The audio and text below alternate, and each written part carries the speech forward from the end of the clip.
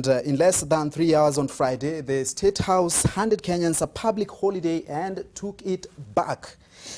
The government on Monday said Monday, August 26, 2019 would be a holiday, but it's no longer a public holiday. The government made known this U-turn just hours after the announcement.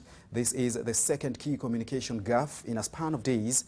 Mel Miendo reports that the information lapses are raising queries as to how the president's communication is handled and why the presidency is appearing exposed.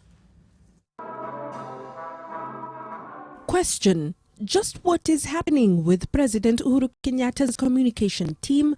On Friday, the presidency, through its online platforms on the official Twitter State House Kenya account and on www.president.go.ke, announced that government had designated August 26th as a public holiday to facilitate the national census.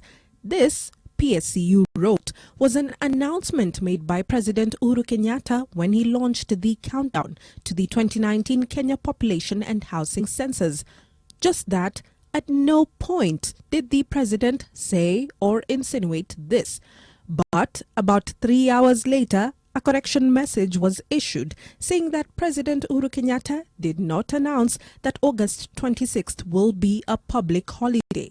State House spokesperson Kanze Dena says remedial action had since been taken.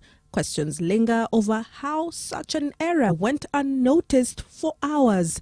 Earlier this week, for the World Youth Day commemoration, President Uhuru Kenyatta was recording a speech for dispatch to newsrooms. Centers of excellence in all,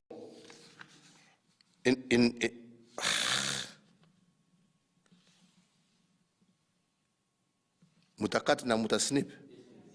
Yeah? Another point of exposure for the presidency and have been described as a poor show for the head of state and the institution housed at the House on the Hill. Mel Miendo, NTV.